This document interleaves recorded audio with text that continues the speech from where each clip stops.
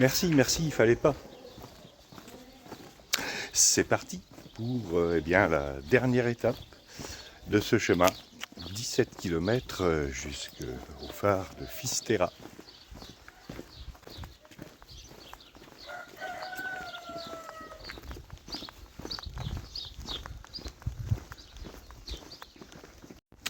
Et les applaudissements, ben, c'était le groupe qui s'est chauffé hier à la sortie de Mouxia.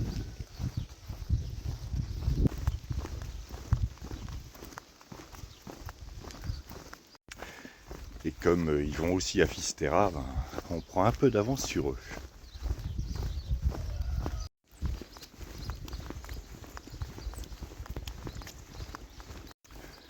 Bon ben aujourd'hui le temps est couvert, comme souvent le matin d'ailleurs. Et on va commencer par une grosse montée. On a bien fait d'aller faire un petit tour sur la plage hier, mais on va pas faire le tour par les criques et la côte. J'ai l'impression qu'on a envie d'arriver rapidement. Donc on va prendre le chemin normal. Or, le chemin de la côte, je le connaissais déjà puisque je l'avais pris la première fois que j'avais fait le chemin. Mais j'allais de Fisterra à Mouchia.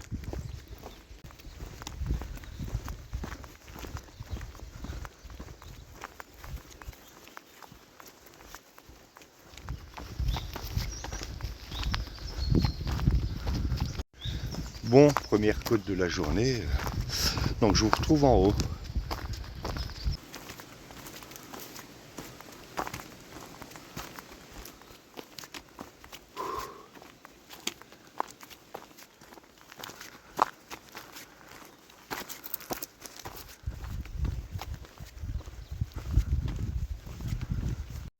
Bon, c'est surtout là, à partir de Akanosa, que ça a vraiment grimpé.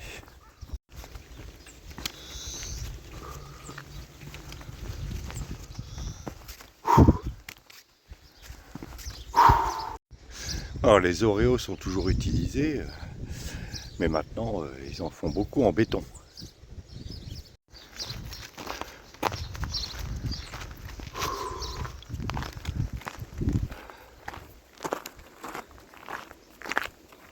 Alors là je regarde en direction de Mouchia.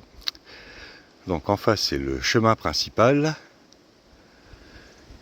Et ici, ils l'ont agrandi depuis, c'est la variante qui suit la côte, qui arrive à la plage où on est allé hier après-midi, et qui revient le long de la Ria vers l'Ires. Bon, c'est vrai que c'est chouette.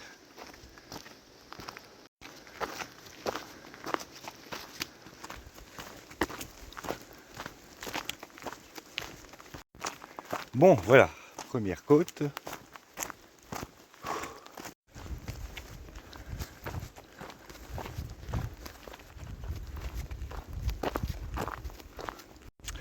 Hier soir, à l'auberge, il y avait de l'ambiance. L'auberge fait aussi restaurant, il y avait une grande télé. Et comme l'Espagne jouait contre la Belgique, il y avait du monde, dont nos criquets rouges. Et alors comme l'Espagne a gagné, on a eu droit à une danse des criquets rouges devant l'auberge. C'était quand même sympa.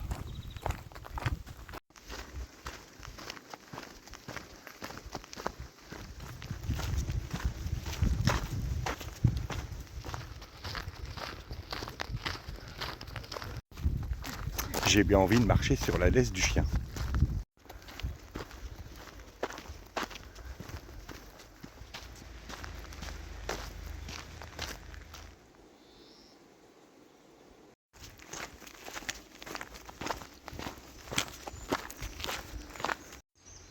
Alors ce genre de maison, dans ces temps de réchauffement climatique, je suis pas sûr que ce soit une super idée.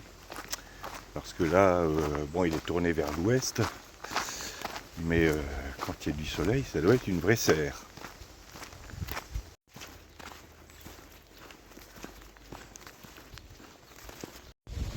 Café bar fermé. Je boude.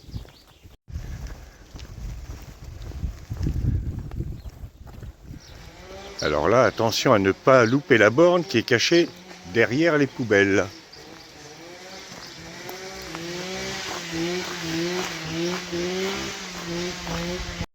Bon, deuxième côte de l'étape. Et aujourd'hui, moi je parle pas beaucoup parce que je profite de ces derniers kilomètres.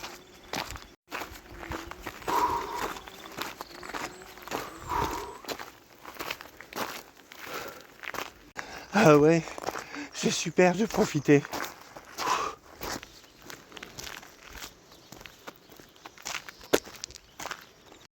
Bon, petite pause.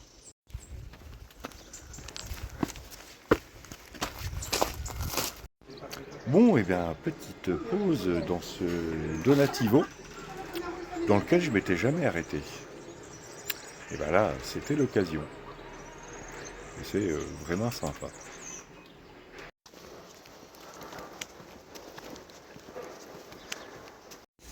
Bien, après cette pause très sympa, il est temps de repartir pour les 10 derniers kilomètres.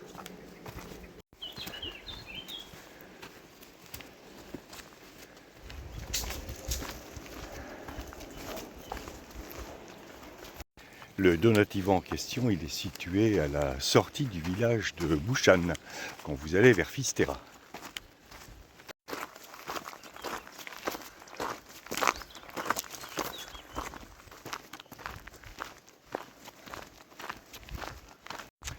Et dans ce Donativo, il y avait une Française qui fait le chemin, qui s'est posée quelques temps là, jusqu'au 25, elle m'a dit, parce qu'elle n'avait pas envie de rentrer tout de suite.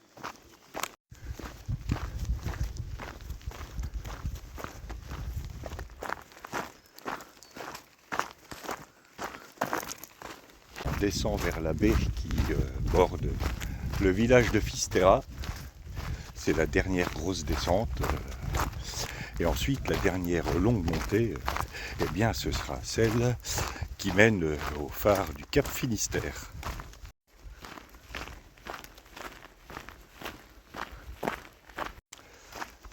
Alors, quels sont mes futurs projets?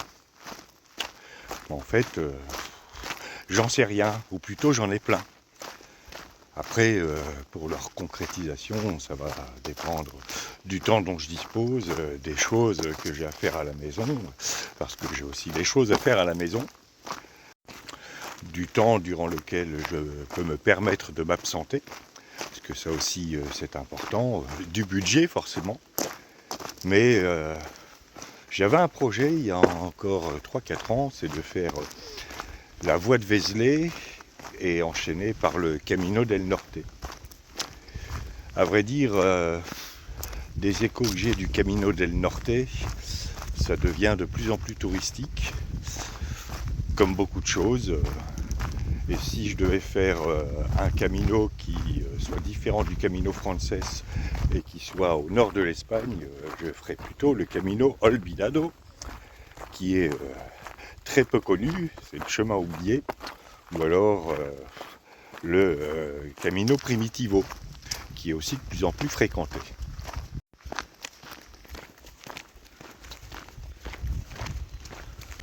Ensuite, en Espagne, il y a un autre Camino qui me fait de l'œil, c'est le Mozarabe, qui part d'Almeria et qui rejoint la Via de la Plata. Et ce Camino passe par Grenade, la Sierra Nevada, bref, de très chouettes coins. Par contre, les caminos portugais, ils m'attirent pas plus que ça. Et là aussi, ils sont de plus en plus fréquentés. Voilà, on est passé de l'autre côté de la montagne. Et là, c'est la mer côté sud.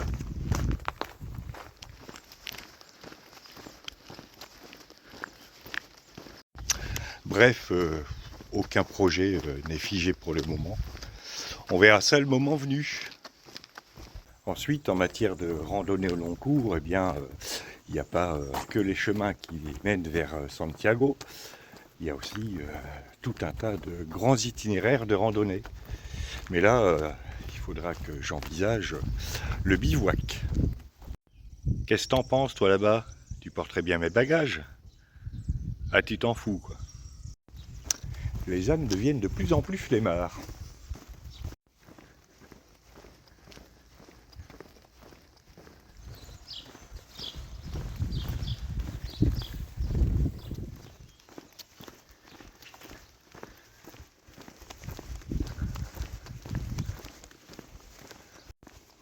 C'est vrai qu'on est samedi. Y aura-t-il beaucoup de cars de touristes au phare de Fisterra? Voilà Fisterra. Ça s'est pas mal construit ces dernières années.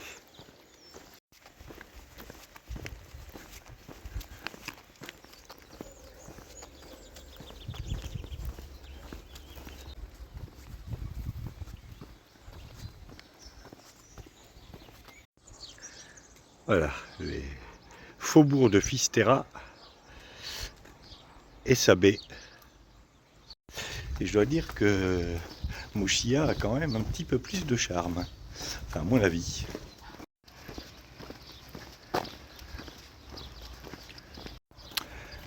Je sens qu'on va bien transpirer en montant parce que là, ça commence à cogner.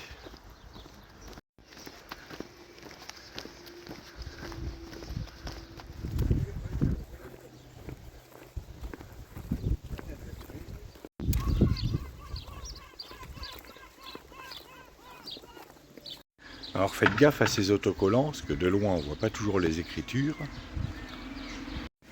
Et on pourrait prendre ça pour un balisage. Voilà, nous arrivons à Fisterra. Et d'ici quelques centaines de mètres, on va amorcer notre montée vers le phare.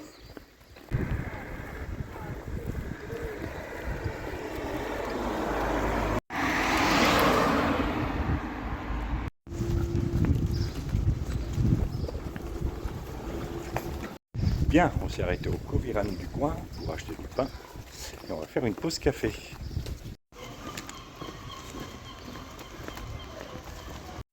Quelque chose me dit qu'il va y avoir beaucoup de touristes là-haut. Alors ça c'est toujours le problème de Fisterra, c'est les voitures.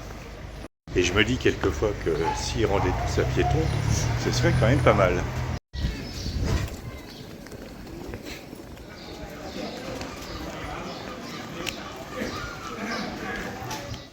Bien, après cette pause café, presque second petit déjeuner puisqu'on nous a apporté un morceau de gâteau qu'on a été obligé de manger, il est temps de repartir et il nous reste 3 km à faire. Les 3 derniers kilomètres en montée jusqu'au kilomètre 0.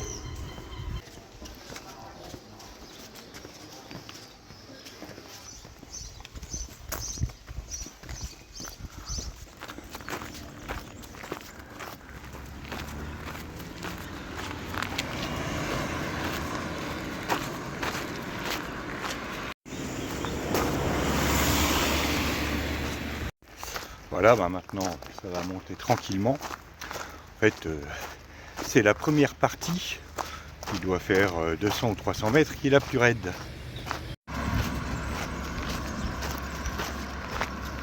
Et là-bas sur la gauche, c'est le phare de Fisterra.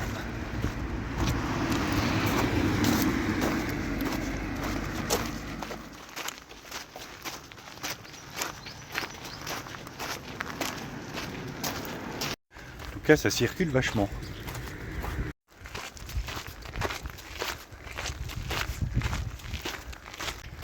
Ah, personne ne monte à pied, par contre, qu'est-ce qu'il y a comme gens qui montent en bagnole?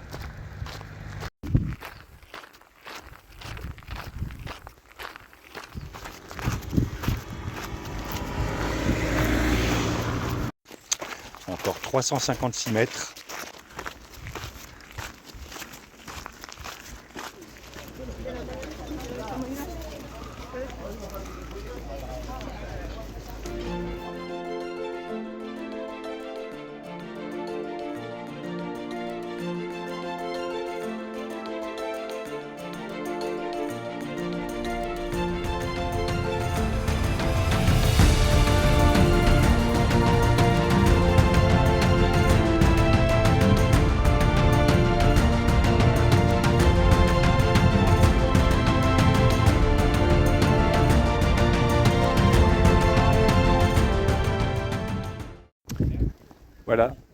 kilomètre 0,000. Bon, on a fait un tout petit peu la queue, enfin pas trop, ça allait. Et maintenant, on va se poser au bout du cap pour une pause pique-nique.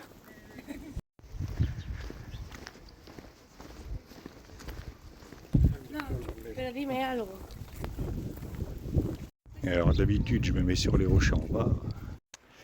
Bon, ça y est, on a trouvé une petite place. Il est l'heure de manger et d'alléger le sac.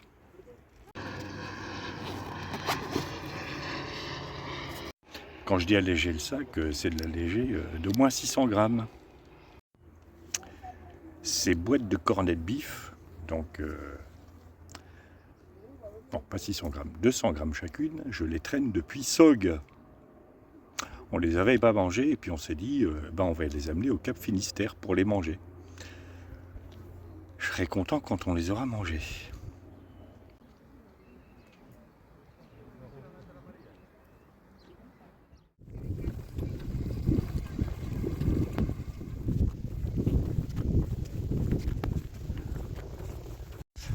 Bon, je confirme, le cornet de bif c'est lourd.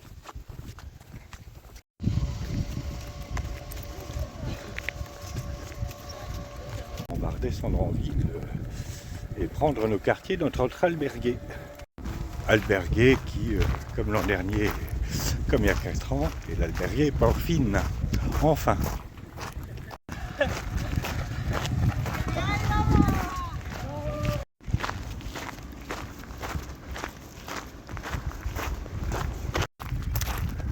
En fait, de plus en plus, pour le Cap Finistère, il faut faire comme pour Saint-Jacques, avoir une étape de fin super courte, de façon à arriver quand il y a encore quasiment personne au niveau du phare.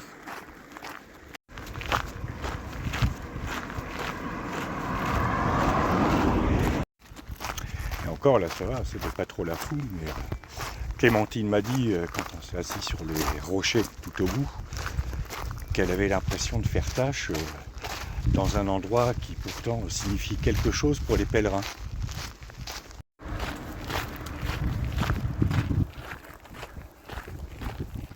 Alors à la question, qu'est-ce qui est le plus émouvant pour nous, l'arrivée à Saint-Jacques ou l'arrivée ici au kilomètre 0? Alors pour Clémentine, m'a dit que c'était plutôt ici, au kilomètre 0, parce que ça signifie la fin du chemin. Et pour moi, c'était le cas il y a 4 ans, le plus émouvant c'était ici. Et l'an dernier et cette année, ça a plutôt été Saint-Jacques. Et je ne saurais pas du tout expliquer pourquoi.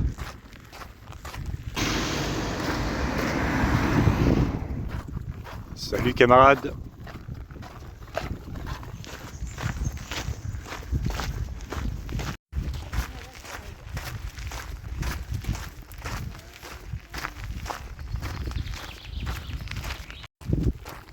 Ils se sont paumés les coureurs du Tour de France. Bon les gars, c'est pas par là, hein? Ah, j'ai retrouvé mes criquets jaunes. Ah non, ils sont jaunes et oranges.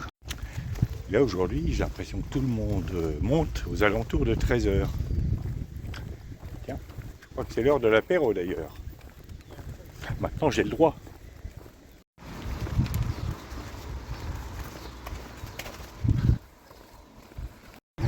Tout à l'heure, en arrivant à Fisterra, on aurait pu couper par la rue qu'on est en train de suivre et qui mène quasiment directement à notre albergué.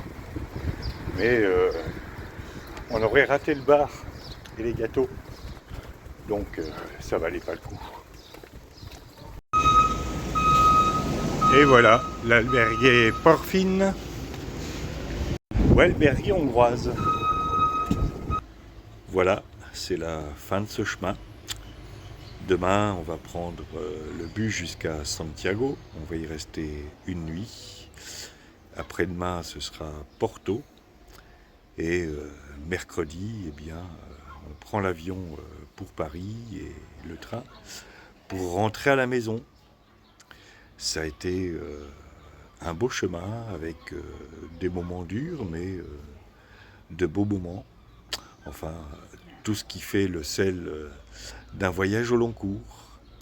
Et je dois dire que je suis plutôt fier de Clémentine qui n'avait jamais marché aussi longtemps auparavant et qui m'a dit quand on était tout là-haut sur le cap, oh ben finalement c'était pas si dur que ça.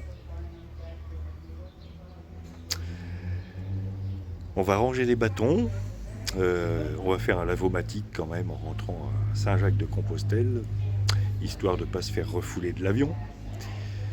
Et puis,